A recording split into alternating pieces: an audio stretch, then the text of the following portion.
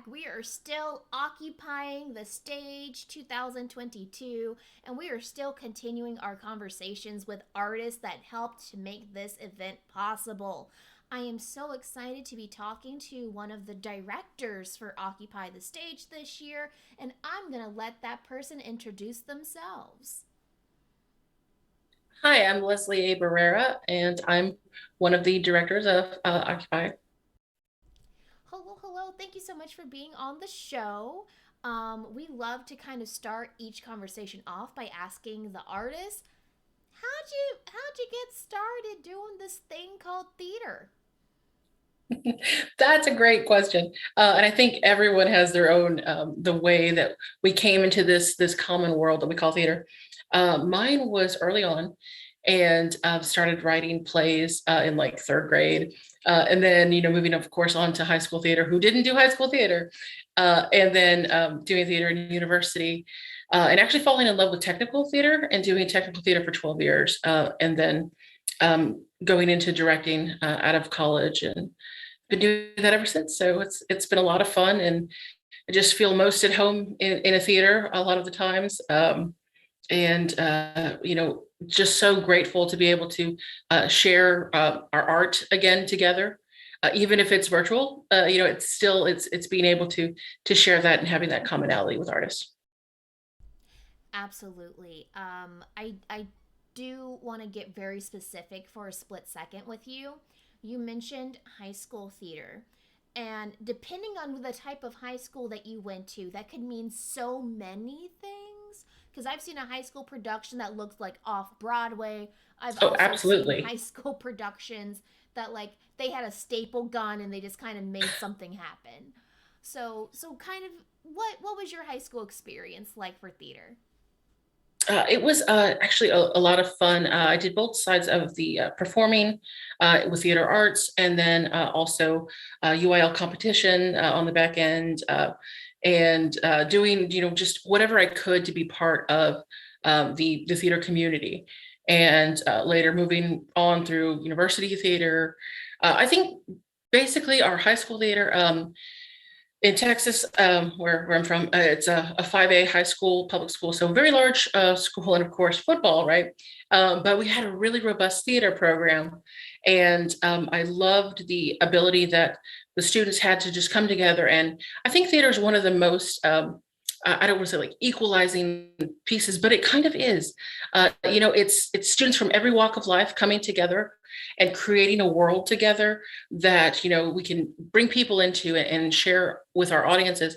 And it's kind of a unifying thing, and I love that about it. And I think that that was one of the reasons that I got into it. Being a shy student myself in my early years, but I think so many of actors are. You're either super shy and it brings it out of you, or you're super, zoomed in, you're, sort of person you just with the world. And I think that the stage is a wonderfully level playing field for everyone.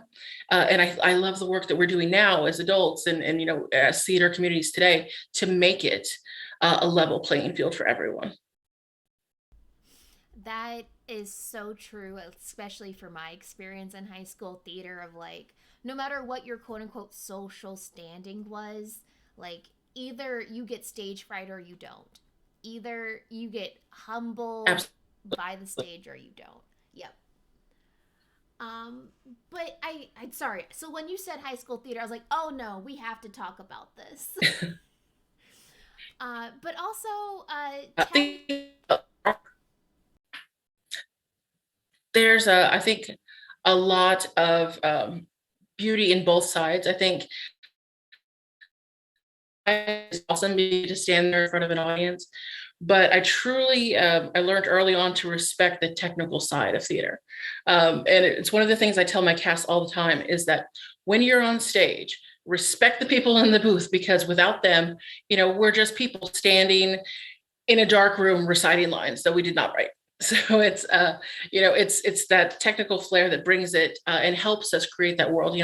If we are as actors breathing life into a script, they are at the same time the sun, moon, and stars for us that create that world. And I think that having a healthy respect for your crew and the people that help build that world is so important to not only bringing life to the play that we're honoring, but also in bringing that sense of equity for everyone, because they're doing their best job just as the actors on stage are doing their best job. And I think that, we don't see them, but just because you don't see them behind the curtain doesn't mean they're not working twice as hard back there. And I think that it's super important to honor that. Absolutely. I mean, because Occupy is virtual this year, we have a wonderful team of streamers and technicians and people just volunteering their time to make sure that all of the readings are open captioned, which meant that someone had to take the time meticulously to build individual captions for every show. So thank you. This is an excellent time to say thanks to all of those people too that made Occupy happen, because we have actors on screen, but you won't see the directors, you won't see the technicians. So shout out to all those people too. Definitely. And It's an important role that they play. this is a small bit selfish on my part, because I am TDing this festival, but it's fine. Only a little bit patting myself on the back. It's totally fine. So, Thank you for your service because it's huge. thank you for saying thank you. Your piece for this Occupy reading series is Peace Plaza. Without any spoilers, can you share with the audience a little bit what it's about, what its focus is? Absolutely. I think that in first reading the script and by the and so poignant. It's a I don't say period, but it's dated in a specific time period, say. But it is absolutely so relevant to today. Like even though it's a different decade that it was staged in, it is absolutely like when I read that script, it hit me in so many ways. First, as a person, just in today, right now, where we're maybe having to deal with different things in our lives, especially being so far removed from our audiences, but how the characters in this script jump off the page and into life. It's amazing. And she's an excellent writer. And for somebody so well versed in theater, she really brings these characters to the forefront of the story, and you get invested immediately. In the first like a minute and a half, you're invested in the story already. And I think that it deals with relationships. There's a mother-daughter relationship, also a connection between mothers in a community, and their hopes for their children, their hopes and their ideals for their children's future, and in turn, the positive vibes that they send out and the prayers that they have for our world. And I think that you take this emotional journey with the cast and the script, and you see how all of these things that may seem so disparate and so separate at times actually are truly connected.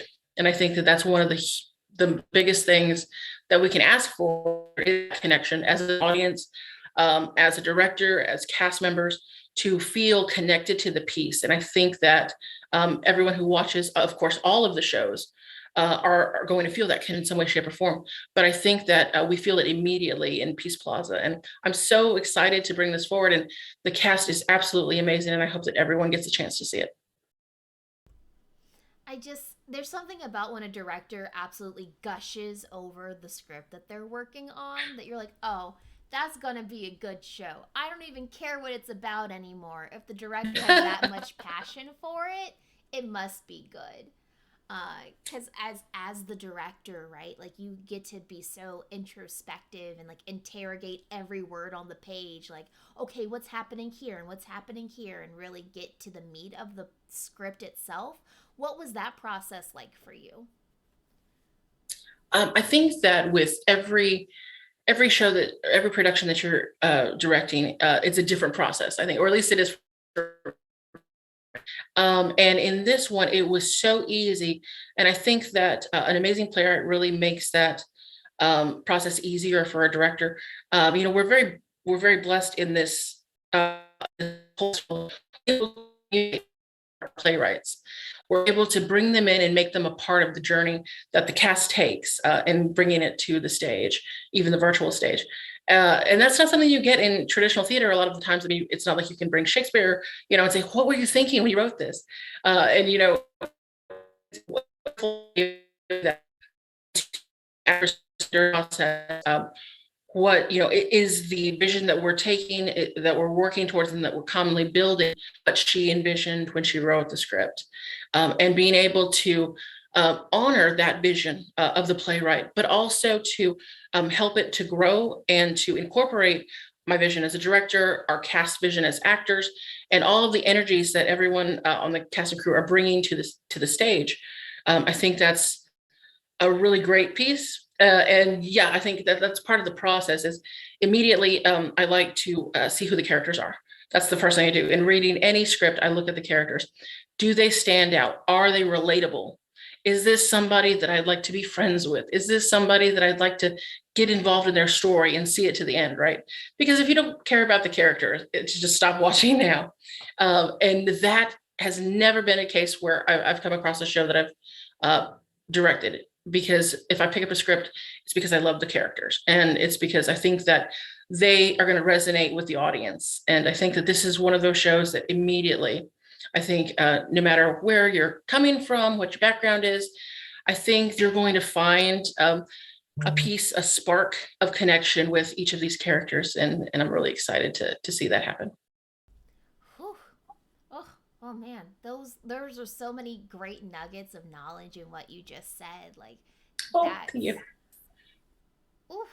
Oh no. Just hit me right there in the not the throat, but like right here. Thank Um you. I really appreciate this idea of if you don't love the characters, what are you even doing here? Like if you don't hold them in like I am passionate about these people, I like these, or even don't like them, right? Like if you have a really good antagonist or whatever the case may be, but if you don't have passion, if you don't have strong reactions to the characters, you can't direct a show that's going to be interesting to watch because you don't have the passion for that particular script. Absolutely. Wow. Wow, I never looked at it that way, and you just okay, new perspective. Thank you. Wow. I love that. I think that's a lot of what the festival's about, right? Having that new perspective and hearing from those voices that maybe we haven't heard before. I know that as a director, as a creative person myself, I've taken so many new perspectives from our cast, from last year's cast, and it's a beautiful thing to kind of just meld it into your view as an artist. Absolutely. So I am gonna shift us just a wee bit and ask like, so in the grand scheme of directing Peace Plaza, kind of where are you at in that process with your cast, and how have things been going for you? Sure. We are actually, we just finished our second rehearsal. And so we have one more. And then we're going to be set for recording. So very excited about that. We've broken up our rehearsals into, of course, having that initial read where you can, get familiarized with the words and the script. And then we went straight into a first rehearsal run. The second rehearsal, we talked about blocking, we've talking about costuming, and got deeper into the meat of the script and the motivations of the characters. I've heard a lot of people say, well, how do you do virtual, rehearsals? You do them the same way you do in-person rehearsals, except you can't physically like move an actor and say, please stand over here, if you would. The blocking is a little bit different, but it's also easier because we are able to move very close into the camera or move further away, and we're physically able to adjust it ourselves. I think that one of the most important things is, of course, with the characters, is to understand that character's motivation and why they're there. There's a definite reason why each character comes in and enters, our virtual stage and leaves the virtual stage at the time. And we invited Christine, our playwright, to be part of the second rehearsal, and that's generally what I like to do, working with uh, virtual productions, is to have the playwright come in the second time we meet. That way we have the ability to go over the script and just kind of read it cold, and then get warmed up to understanding the characters. And that way, when we come back to the second rehearsal, we're coming back in refreshed, and we're coming in understanding. Now we can ask, now that we have a little kernel of what our character is going to be, we can ask, what did you want this character to be as well? I adored the playwright invitation being for the second rehearsal, because that's right. Like that first read through, everyone is kind of, like you said, cold. Doesn't know exactly what they want to do with their character, or is unclear because, now this is a personal confession. I have gone to read throughs before and not read the script. So I just kind of show up like, "Oh, I'm reading for Mary Bell. Who is she? We'll find out together." So I think inviting the playwright to that second rehearsal, where like people have read the script, people have an Yes. understanding of who they want to be in this world, in this universe, and the director has an idea of the universe that they want to build, and then asking the playwright. I love that. I'm Yeah. so used It's a, or accustomed to having the playwright be in that first conversation that, oh, I enjoy holding that space for the unknowns to happen and then inviting them later.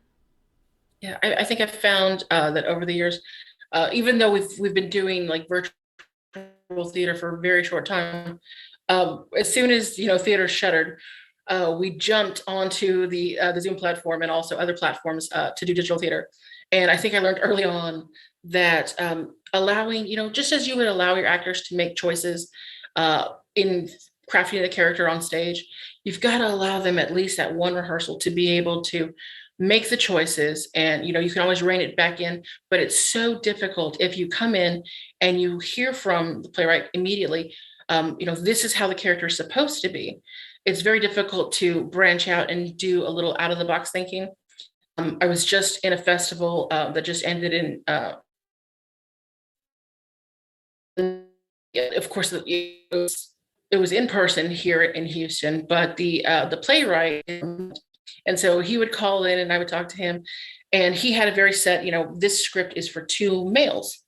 And I went through rehearsal and I said, gosh, there's this female identifying actor who is amazing, and I think she would really work for this part. And so I sent him a video and I said, what do you think? And he said, yes, I think she can do it, because any other person I don't know, but I think she can do it. And she was amazing. And I think that if we just gone in with a, our blinders set, no, it's a two male identifying piece script, we wouldn't have had that amazing magic on stage. And I think that being able to work with the playwright and say, trust me on this, I think it's going to be great, and allowing the actors to make the choices that they made that first time really set the stage.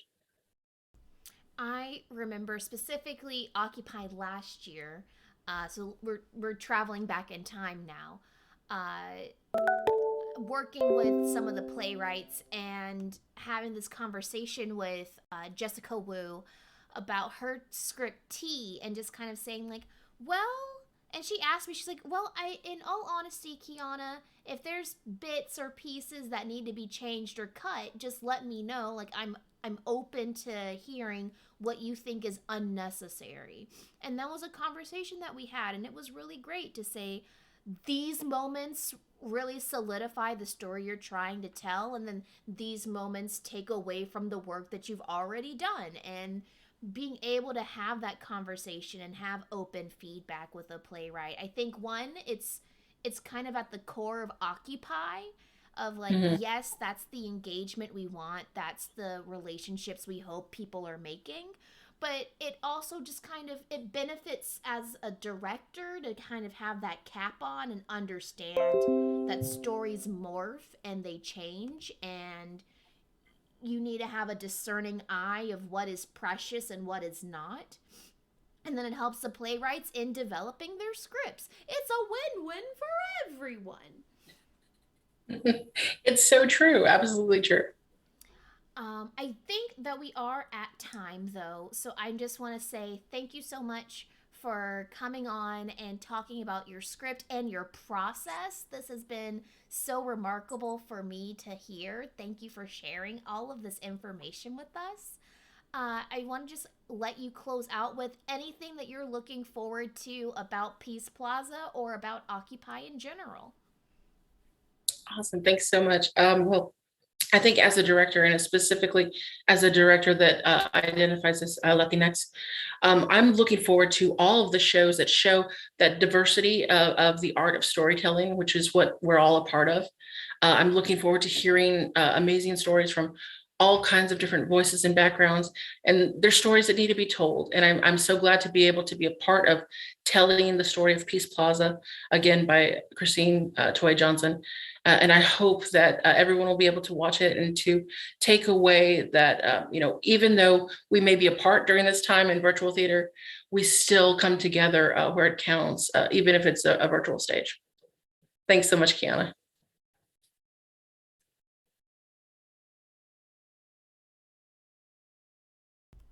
I was muted. Thank you, viewers, so much for watching this video and for continuing this journey of play readings with us. We're going to keep rolling out different scripts all day, all weekend long. So stick right here. Thanks, y'all.